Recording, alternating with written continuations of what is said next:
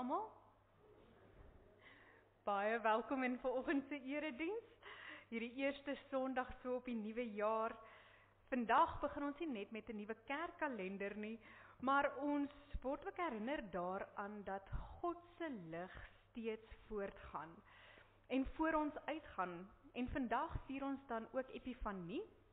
Ons vier dat Christus die lig is wat homself aan die wêreld geopenbaar het, 'n lig wat nie uitgedoof kan word nie, 'n lig wat nie ophou nie, maar 'n lig wat helder skyn ook in elke nuwe begin, 'n nuwe begin soos vanoggend met die nuwe jaar. En dit is dan daarom besonder gepas dat ons vandag ook dan die doop vier, want in die doop hoor en sien ons weer God se belofte. Hy het ons eerste geken, hy het ons eerste geroep, hy het ons eerste gekies. En hy is dan ook die een wat saam met ons op ons lewenspad gaan, vooruit gaan, in elke nuwe seisoen, in elke onbekende draai, op elke nuwe begin, is die Here met ons. So mag elkeen van julle vanoggend 'n baie besonderse erediens beleef, baie welkom ook aan ons gaste vanoggend, dalk nuwe intrekkers, dalk as jy lank op vakansie was, welkom terug in die kerk. Mag dit vir julle 'n wonderlike ervaring wees om vanoggend net weer Christus se lig raak te sien en met 'n nuwe hoop hierdie nuwe jaar binne te gaan met die eerste erediens wat ons saam die Here aanbid. So welkom in die teenwoordigheid van die Here. Voordat ons aangaan, kom ons raak 'n paar oomblikke net stil in gebed.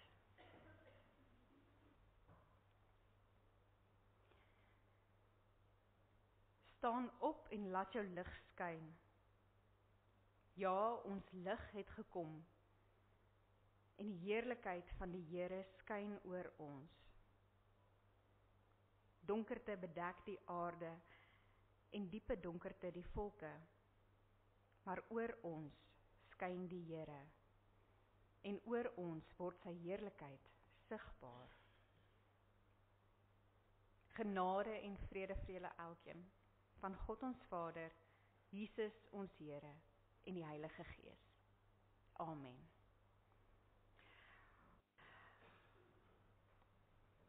Wat is vanoggend vir jou donker? Dalk verlies, dalk depressie, dalk skuld, dalk skaamte, dalk sonde. Efesiërs 3 vers 12 sê vir ons: in ons verbondenheid met Jesus en deur ons geloof in hom, kan ons met vrymoedigheid en vertroue na God toe gaan. So ons kan al hierdie dinge by die Here se voete kom neerlê. En dan in ons broodmoediging vanoggend lees ons dan in Eksodus 20. En Eksodus 20 herinner ons daaraan dat God se gebooie nie net gegee is, of eerstens nie gegee is om ons te veroordeel nie, maar om ons lewens te rig. Die 10 gebooie begin nie met 'n eis nie, maar dit begin met genade. Daar staan: ek is die Here jou God wat jou uit Egipte land, uit die slawehuis uitgelei het. So hierso sien ons eers bevryding en dan sien ons gehoorsaamheid. En tog wys hierdie gebooie ons ook waar ons eerlikwaar tekort skiet in ons liefde vir God en liefde vir ons naaste. So wanneer ons dit hoor, word ons stil voor die Here, nie om onsself te verskoon van ons sonde nie, maar om te erken hoe maklik dit is om ander gode bo God te kies, om sy naam te lig op te neem, dalk om rus te verwaarloos, om mekaar seer te maak. En daarom kom ons nou in nederigheid voor die Here met ons skuldbelydenis en ons vertrou dat sy genade groter is as hierdie tekortkominge van ons. So ek lees dan vanoggend vir ons uit Eksodus 20 uit. Toe het die Here God al hierdie gebooie aangekondig. Ek is die Here jou God wat jou uit Egipte, uit die plek van slawerny bevry het. Jy mag naas my geen ander gode hê nie. Jy mag nie vir jou beeld of enige afbeelding maak van wat in die hemel daarbo, of op die aarde hieronder, of in die water onder die aarde is nie. Jy mag hulle nie vereer of dien nie, want ek, die Here jou God, eis onverdeelde trou aan my. Ek reken kinders die sondes van hulle vaders toe, selfs tot in die 3de en die 4de geslag van die wat my haat. Maar ek betoon my liefde tot aan die 1000ste geslag van die wat my liefhet en my gebooie gehoorsaam. Jy mag die naam van die Here jou God nie misbruik nie, want die Here sal die een wat sy naam misbruik nie ongestraf laat bly nie. Sorg dat jy die Sabbatdag heilig hou. 6 dae moet jy werk en alles doen wat jy moet, maar die 7de dag is die Sabbat van die Here jou God. Dan mag jy geen werk doen nie. Nie jy of jou seun of jou dogter of die man of vrou wat vir jou werk of enige ander dier van jou of enige vreemdeling by jou nie. Die Here het in 6 dae die hemel en alles daarin gemaak, die aarde en alles daarop, die see en alles daarin. En op die 7de dag het hy gerus, en daarom het die Here dit as gereelde rusdag geheilig. Eer jou vader en jou moeder, dan sal jy lank bly woon in die land van wat die Here jou God vir jou gegee het. Jy mag nie moord pleeg nie. Jy mag nie egbreek pleeg nie. Jy mag nie steel nie. Jy mag nie 'n vals getuienis teen 'n ander gee nie. Jy mag nie iemand anders se huis begeer nie. Jy mag nie sy vrou begeer nie, ook nie 'n slaaf of slavin, 'n bees of 'n donkie of enige iets anderste wat aan hom behoort nie. So kom ons dink ook nou na oor hierdie gebooie van die Here. En kom ons raak 'n paar oomblikke stil in gebed.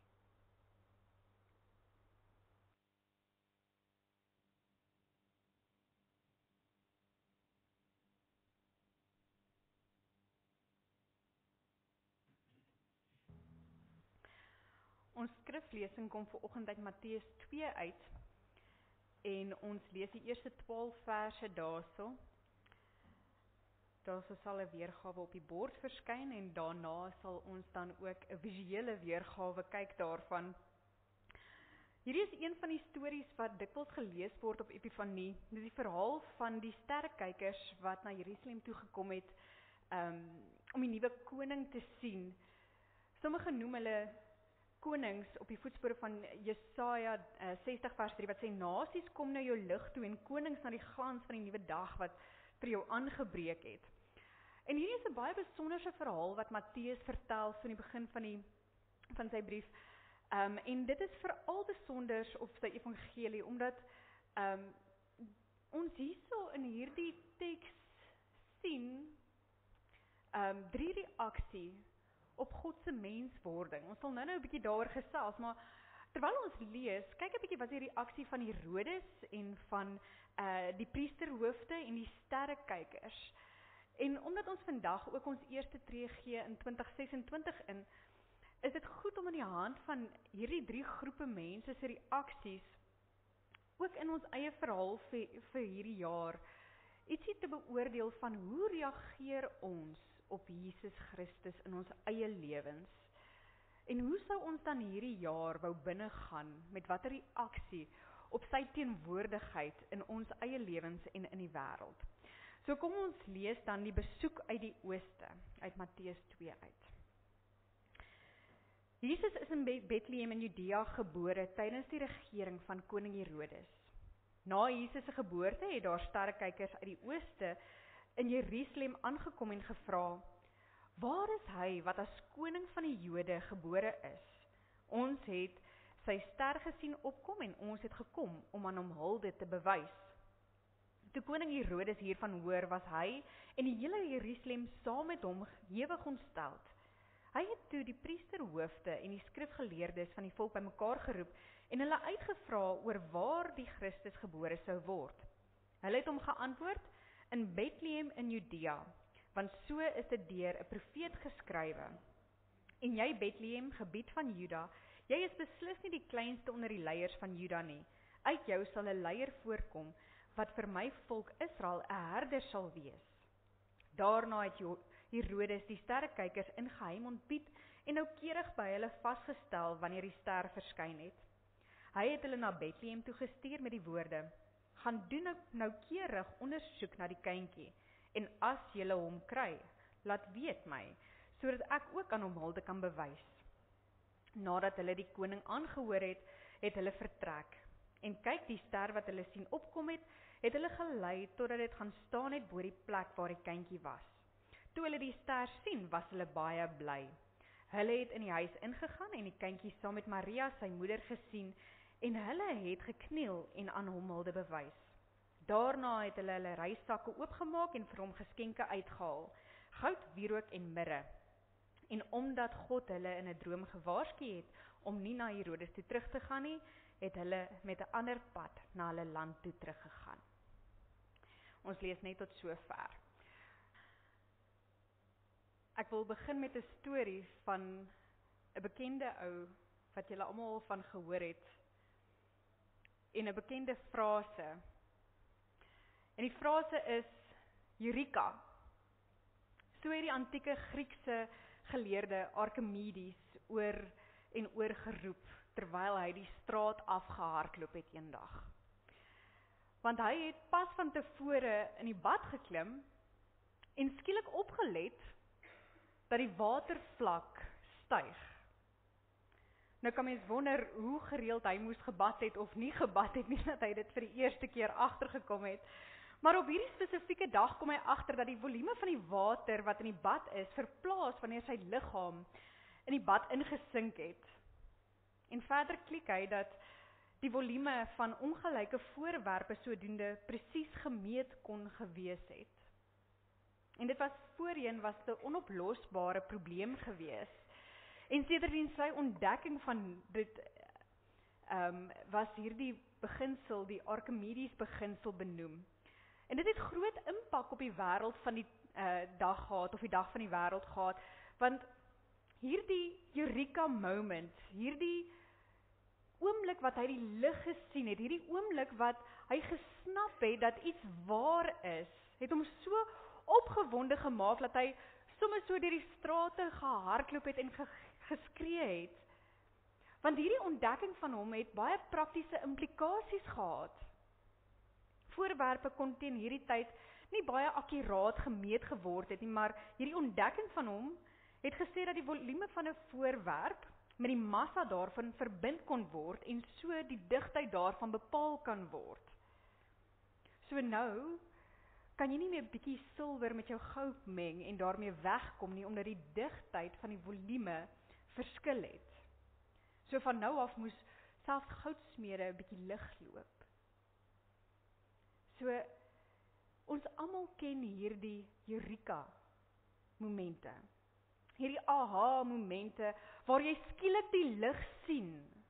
En dit is ook die wonder van die evangelie. En dit is ook eintlik ten diepste die wese van Epifanie. Om Christus in hierdie aha momente in jou eie lewe te sien en te beleef.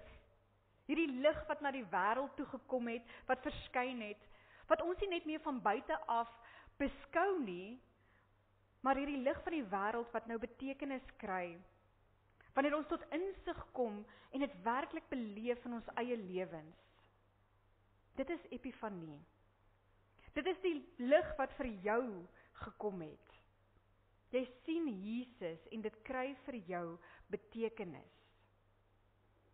En Matteus skryf hieroor in sy evangelie. En hy gee vir ons die beskrywing van hierdie 3 groepe mense wat ons nou gesien het, se reaksies op die lig van die wêreld wat gekom het, Jesus Christus. En die reaksies op Jesus se koms verskil nou nogal radikaal.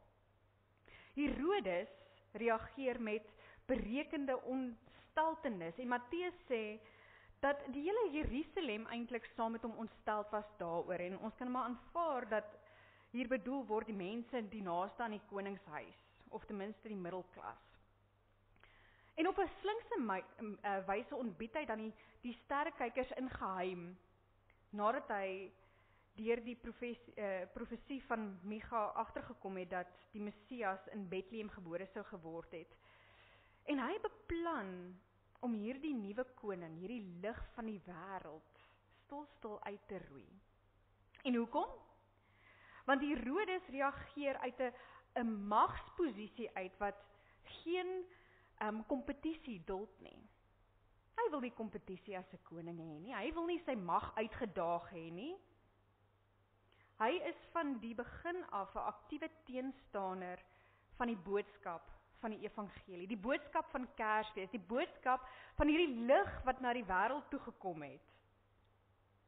En hy verteenwoordig daarmee die gevestigde belange van die mag van die dag. Hy gaan so ver as om vir die sterrekykers te sê, dat hulle hom moet inlig wie en waar hierdie nuwe koning gebore word, sodat hy 'n plan kan maak. Hy sê natuurlik vir hulle, hy wil hulde bring aan die nuwe koning, maar dit is mos nou nie waar nie. En as die sterrekykers te slim is vir hom, en op God se waarskuwing nie teruggaan na Jerusalem toe nie, pleeg Herodes dan 'n wrede kindermoord om by Jesus uit te kom. En daarmee is Herodes dan vir ons 'n voorbeeld van iemand wat in God se teenwoordigheid kompetisieryk en nie te vinde daarvoor is nie. En duidelik het God nie 'n plek in sy lewe nie. Duidelik het Jesus nie 'n plek in sy lewe nie. Want die teenstand is baie aktief. En die teenstand kan vanoggend dalk ook baie aktief wees. Reageer ons dalk dikwels soos Herodes op Christus, op die koms van die lig? Dat daar nie regtig 'n plek in ons lewens vir hom is nie. Die teenstand kan dalk baie subtiel wees, waar ons God net inperk tot 'n klein genoeg stukkie van ons lewens, dat hy nie regtig beheer het, of dat ons nie regtig beheer wil gee oor die totaliteit van wie ons is en wat ons doen nie. Ons beperk hom tot op 'n Sondag, of tot op 'n Woensdag se Bybelstudie, of tot 'n paar minute in die oggend, maar die res van die areas van ons lewens, die res van die besluite wat ons neem, het hy nie toegang tot nie, want ons wil daar die magsposisie behou, soos wat Herodes die mag wil behou.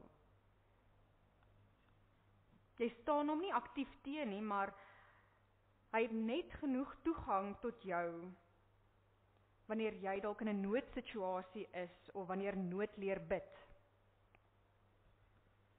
Dit is die reaksie van Herodes. En dan sien ons die reaksie van die priesterhoofde en die skrifgeleerdes. Hulle is weer interessant genoeg tevrede om net die Bybel te lees. Hulle ken die skrifte baie goed.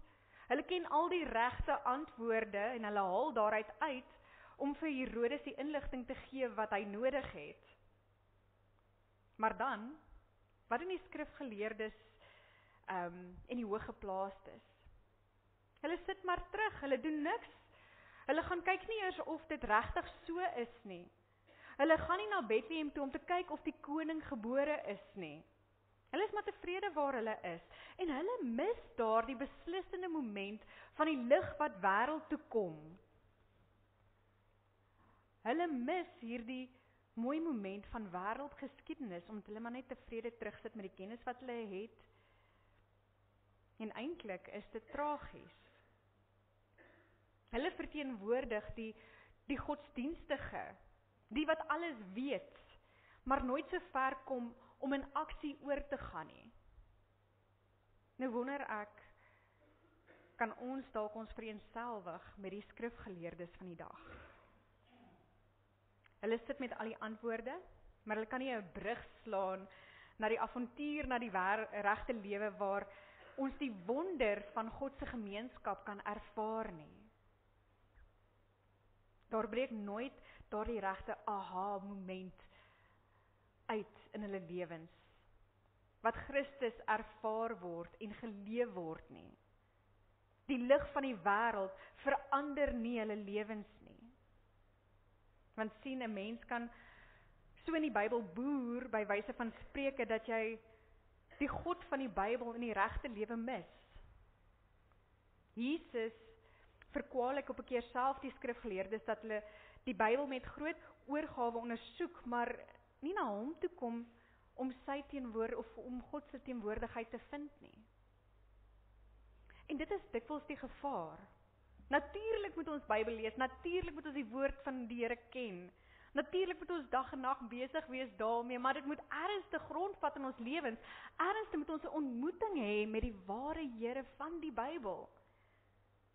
anders kan ons maar die Bybel ken so goed as wat ons kan, maar as ons nooit Jesus self ontmoet nie, as ons nie daai aha moment het en dit 'n impak in ons lewens en ons geestelike verhouding en lewe het met die Here nie, dan beteken dit niks nie.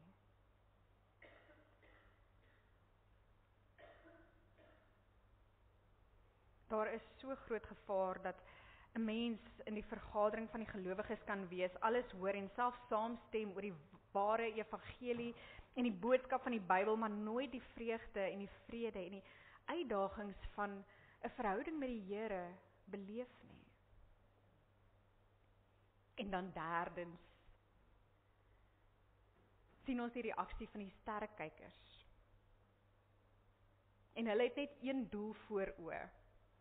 Hulle wil die koning sien en daar sal niks hulle verhinder om hulle doel te bereik nie. Hulle wil in die teenwoordigheid van die koning kom, want dit verander alles. En ons weet relatief min van hierdie sterrekykers. Ons weet dat hulle waarskynlik heidene is, van 'n ander geloof en 'n kultuur afkom, hulle kom van 'n ander land af. Hulle bring geskenke vir Jesus, lê dit by sy voete neer. En soos ons gesê het, party mense noem hulle konings van 'n ander land. Ons weet dat hulle baie slim was, ons weet dat hulle die sterre geken het, die ruimte geken het. Dit is hoekom hulle ook geweet het van hierdie ster van die Here. Ons weet dat hulle dalk religieuse tekste geken het. Dit is hoe hulle die konnektasie gemaak het tussen die koning van die Jode en die ster. En hulle kom en hulle wil hierdie koning ontmoet, want hulle weet, hierso is besig om iets besonders te gebeur. Ons weet een ding van hulle. Hulle wou alles in die stryd werp om hierdie koning te sien. Mense uit 'n vreemde kultuur uit, mense wat uit 'n vreemde godsdiens uitkom. Hulle kan hierdie aha moment in geskiedenis onderskei van al die ander goeters. 'n Moment wat 'n beslissing in die geskiedenis het. Die dag wat Christus gebore is. Hulle het tot insig gekom. Hulle het 'n aha moment gehad. Hulle skreeu by wyse van Spreuke Eureka, omdat hulle gesien het, die koning van die Jode is op pad en hy is ergens gebore. En daarmee word hulle verander. Daarom word hulle ook ingetrek in die Kersverhaal, ingetrek in die verhaal van God met die wêreld. En as hulle na hulle besoek aan Jesus terug wil gaan, word hulle dan deur God gewaarsku in 'n droom, om nie terug te gaan na Herodes toe nie. En hulle was ook so gehoorsaam gewees. Hierso sien ons dat hulle in kontak kom met God, wat self vir hulle ook beskermers van hierdie kind maak, deurdat hulle 'n ompad gevolg het, dat hulle nie teruggegaan het na Herodes toe nie. Hulle word ingesluit in die Kersverhaal saam met die herders, saam met die mense wat die Here homself aan openbaar het. Hulle word deel van 'n aha moment, 'n epifanie, die verskyning van Christus. En dit is wonderlik hoe ryk en arm en geleerd en ongeleerd, hoe Jood en nie Jood mekaar hierso voor Jesus in die krib ontmoet. Hoe hulle verkeer in harmonie voor God. En hulle is daarom 'n voorbeeld van waarop dit regtig neerkom. Die een ding wat ek en jy elkeen vanoggend vir mekaar kan sê. Ons wil dalk eerder soos die sterrekykers in hierdie verhaal wees.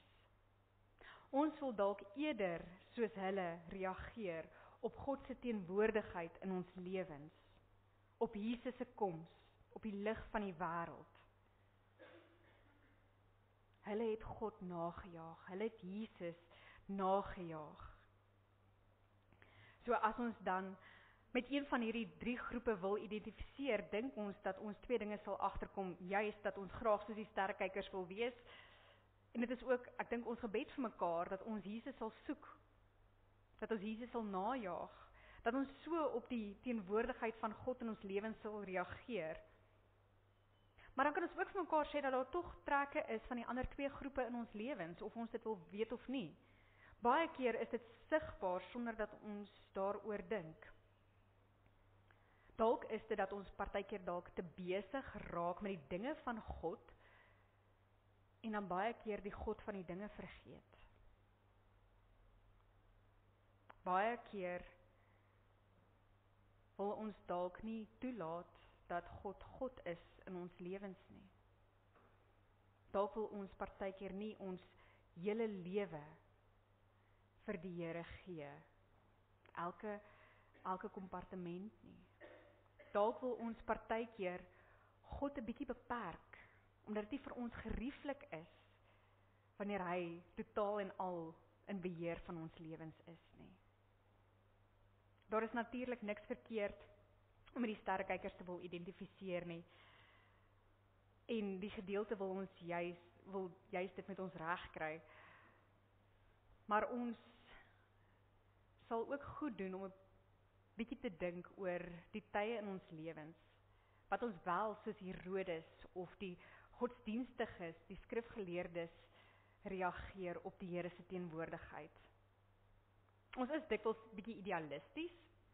Ons glo dat alles sal regkom as ons net ons eie planne maak, dat dinge mooi sal uitwerk vir ons. En die gevaar is dat ons eie broosheid en menslikheid miskyk, nê.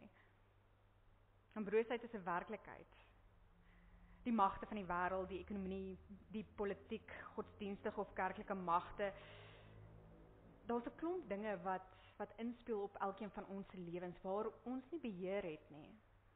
En ons sukkel partykeer om daardie beheer oor te gee, nê. Daardie mag vir die Here om afhanklik van hom te wees. Hierdie stuk vra vir ons ook ietsie van daardie afhanklikheid van die Here en sy teenwoordigheid. Ons teks wil ons vanoggend motiveer om die momente van God se teenwoordigheid te onthou en daarvoor te leef, die epifanie van sy teenwoordigheid in ons lewens, daardie aha-momente, dit raak te sien. Want dit is die ding wat regtig saak maak. Hoe reageer ons op die teenwoordigheid van God in ons lewens? Met die oujaarsdiens het ons gesels oor hierdie teenwoordigheid van God, hoe ons partykeer regtig die Here se hand wil raak sien, die Here se stem wil hoor, die Here se teenwoordigheid wil voel. Vanoggend sien ons nou dat daar verskillende maniere is om te reageer oor Christus in ons lewens, oor hierdie lig wat gekom het. Neem ons dit aan? Gaan soek ons daarvoor? Sê ons 'n bietjie nee partykeer vir die Here? Of is ons maar net gemaklik en ons bou kennis op, maar ons reageer nie op sy teenwoordigheid, op sy koms nie. En dan met oujaars het ons 'n bietjie iets gepraat van hoe ons die teenwoordigheid van die Here in hierdie gebroke wêreld van ons raak sien. Ons kan God se teenwoordigheid regtig ook in hierdie epifanie beleef, in hierdie nuwe jaar ervaar in 'n paar verskillende dinge. Ek gaan nou net so vinnig deur dit gaan, want baie van julle was in die oujaarsdiens gewees, maar ek dink dit is tog belangrik om te weet dat hierdie aha-momente, hierdie teenwoordigheid van die Here dikwels op plekke en op tye kom wat ons dit nie verwag nie. Ons ervaar die Here se teenwoordigheid en se lig, nie noodwendig in groot mag en wonderwerke altyd nie, maar dikwels in liefde, in volharding, in vergifnis, in hoop, in geloof te midde van pyn. So ons kan verseker weet dat die lig gekom het, dat hy teenwoordig is, dat hy nie uitgedoof kan word nie, dat sy lig, sy koms, sy teenwoordigheid nie in 2025 opgehou het nie, nie lank terug opgehou het nie, maar dat dit aanlopend is en 'n belofte is tot die einde van tyd, dat hy hier is by ons, dat hy nie afwesig is nie. En ons sien sy teenwoordigheid, ons ervaar hierdie aha momente van die Here, dat hy gekom het en teenwoordig is, ten sterkte in Jesus Christus self, in Kerstyd, wat ons nou net gevier het. Die woord het mens geword en onder ons kom woon, sê Johannes 1 vers 14. God bly nie op 'n afstand nie, maar hy tree die wêreld binne.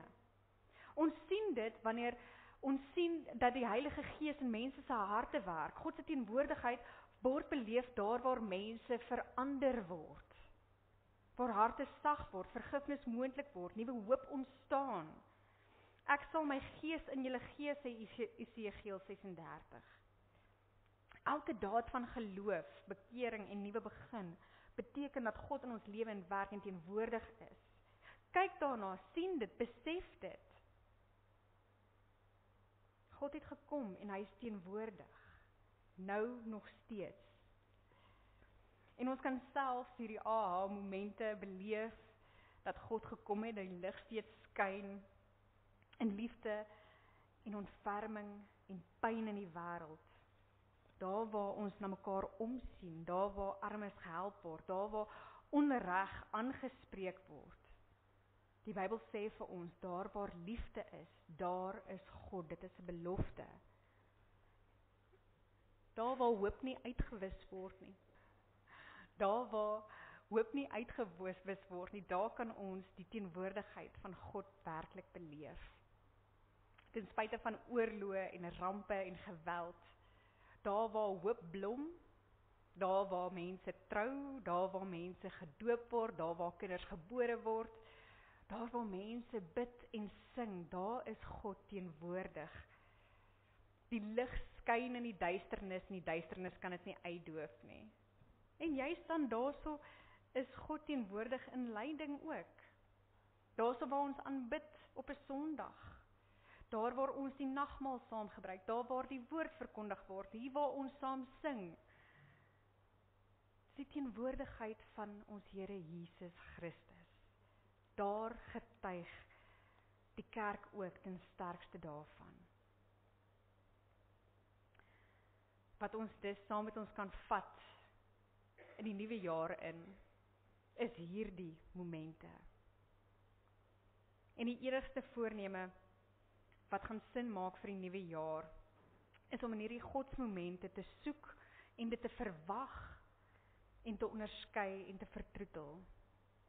Ons kan verwag om verras te word deur die Here. Kom ons reageer goed op die teenwoordigheid en die koms van die Here. Daar waar die Here elke dag na jou toe kom, daar waar jy 'n verhouding het met hom, daar waar hy dalk vir jou 'n roeping het, daar waar hy jou lei na iets toe, daar waar jy net elke dag leef. Reageer op God se woord. Reageer op sy stem. En die vraag is, hoe gaan jy dit doen? Gaan jy reageer soos 'n sterrekyker, of soos Herodes, of soos een van die godsdienstiges? Ons bid dat ons elkeen daardie aha moment sal hê, soos Archimedes, wat dit ons opgewonde sal maak om God se stem en sy teenwoordigheid te beleef en daarop te reageer.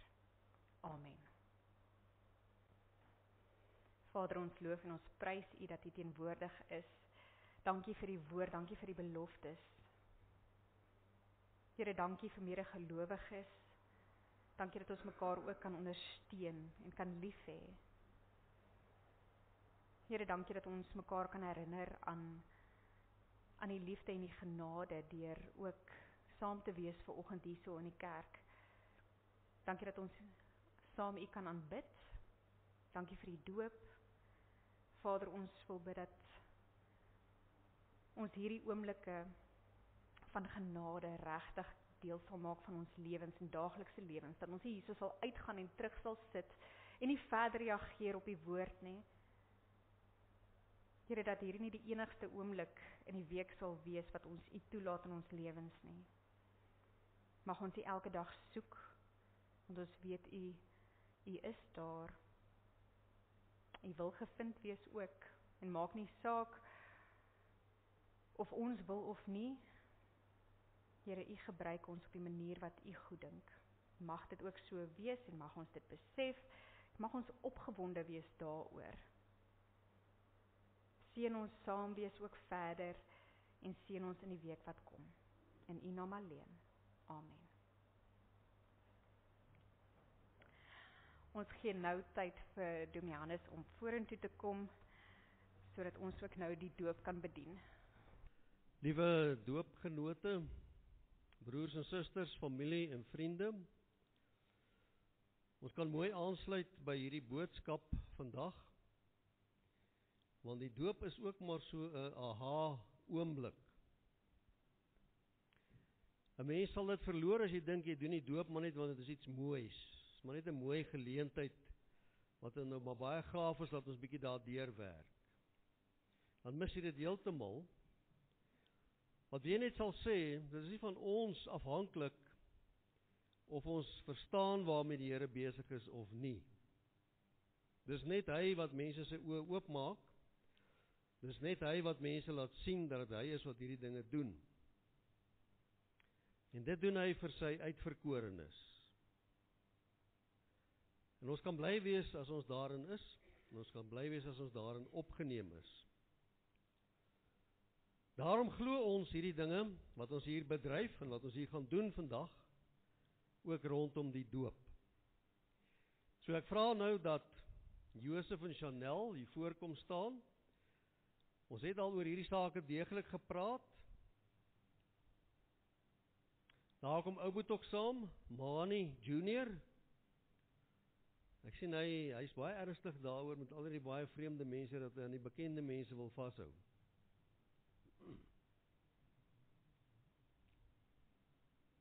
Ja, is reg, julle kan daar. Jy kan vir eers laas staan. Goed. Om nou te bevestig dat dit die rede is waarvoor julle ook verniel laat doop vanmôre, moet julle op die volgende vraag waarop julle alself persoonlik geantwoord het voor die gemeente antwoord, dat dit ook vir die gemeente duidelik is, julle glo wat hier gebeur is in die hande van God en nie van mense nie. So dis waaroor die vraag gaan. So ons gaan nou maar dat julle die vraag antwoord en daarna kan Neil ingebring word, maar eers moet julle 'n bietjie op die vraag antwoord. Het die Here deur sy Gees aan julle geopenbaar dat die Ou en die Nuwe Testament die volkome, volledige, afgehandelde openbaring van God aan die wêreld is? Glo julle dat Neil, al verstaan hy nie, deur die Here self ingesluit is in sy verbond met julle en met ons almal? Gaan julle vir Neil vertel dat die Here hom klaar in sy verbond met hom ingesluit het en hoe mense in daardie verbond lewe? Uit geloof en uit oortuiging. Kom ons gee nou kans dat Neil ingebring word. Oupa Mani bring vir Neil in daar.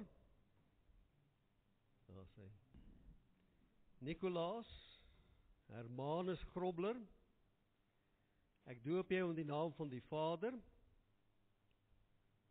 en van die Seun en van die Heilige Gees. Ons Vader wat in die hemel is, ons dank U, Here, dat U vir Neil net soos ons ingesluit het in U verbond met U mense.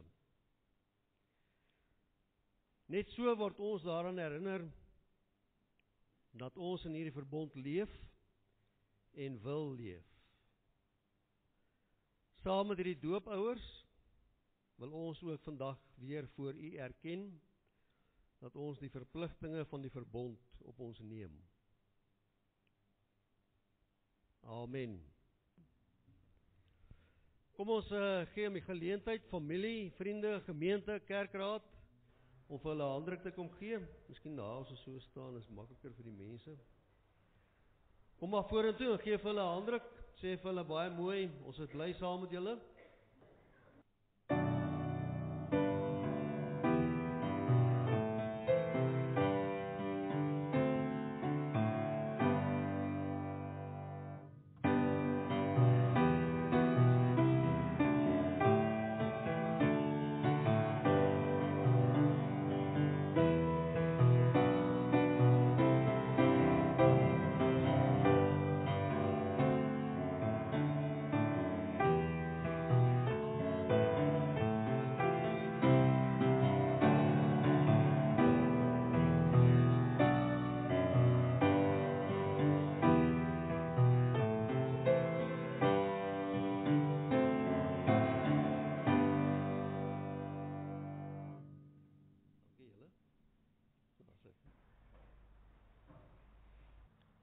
Ons sal van volgende week weer die boodskapper druk. So vir eers is dit nou nog die boodskapper wat ons begin Desember uitgegee het voor die kantoor toegemaak het. Is daar dalk enige verjaarsdae hierdie week of enige goeie nuus of enige herdenkings? Ek weet Anne-Marie het gister verjaar, baie geluk met jou verjaarsdag. En jy was nie verlede week hier nie, so jy kan 'n sjokolade kry. Okay, het jy al gekry?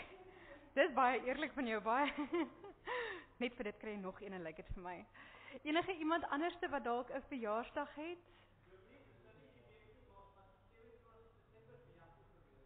O, 27 Desember vir Jaco, baie geluk, sê asseblief vir hom. Jy kan vir hom 'n sjokolade vat. En natuurlik, ek wil jou nie weer terugjaag nie, maar jy trou hierdie Vrydag. So baie geluk aan Angelique. Hey? Angelique.